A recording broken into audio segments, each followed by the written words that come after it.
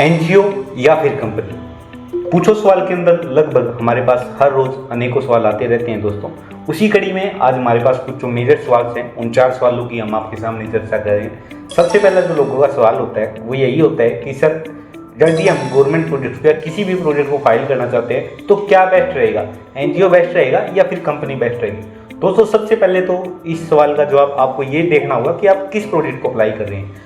यदि आप ऐसे प्रोजेक्ट को अप्लाई कर रहे हैं जो बिल्कुल नॉर्मल लेवल के होते हैं, जिसके अंदर ऑर्गेनाइजेशन को प्रायोरिटी दी जाती है, तो एनजीओस को यहाँ पर प्राथमिकता दी जाती है। लेकिन कुछ ऐसे प्रोजेक्ट भी होते हैं जिसके अंदर स्पेशल कुछ चीज़ों को फुलफिल, कुछ रिक्वायरमेंट को फुलफिल करना होता है, तो उनके लिए वहाँ पर कंपनी बेस्ट होती है।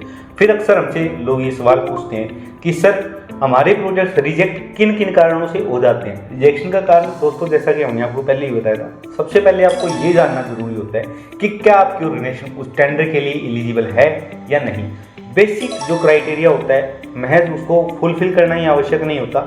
मार्किंग क्राइटेरिया के अंदर भी आपको अपनी ऑर्गेनाइजेशन को सेल्फ इवैल्यूएट करना चाहिए, जिससे आपको पता लग सके कि आपका जो टेंडर है वो एक्चुअली में कहाँ पर स्टैंड कर रहा है। अभी वर्तमान समय के अंदर जो है प्लेसमेंट टाइप्स का होना सबसे अहम भूमिका निभाता है किसी भी प्रोजेक्ट को इम्पैक्टफुल बनाने के अंदर। फिर जो हमसे लोग सवाल पूछ रहे हैं वो DDGKY से संबंधित पूछ रहे हैं। वो ये पूछ रहे हैं कि जी यदि हमारी सिविल खराब है तो क्या हुआ। दोस्तों यदि आपकी सिविल नहीं होती है तो उसके लिए भी एक रिपोर्ट जनरेट होती है जिसमें सिविल नोट फाउंड आता है, जिसके अंदर आपको पूरे के पूरे नंबर मिलते हैं, क्योंकि आपके निर्णय लेना ये मुश्किल हो रहा है कि आपका स्कोर नेगेटिव था या पॉजिटिव है।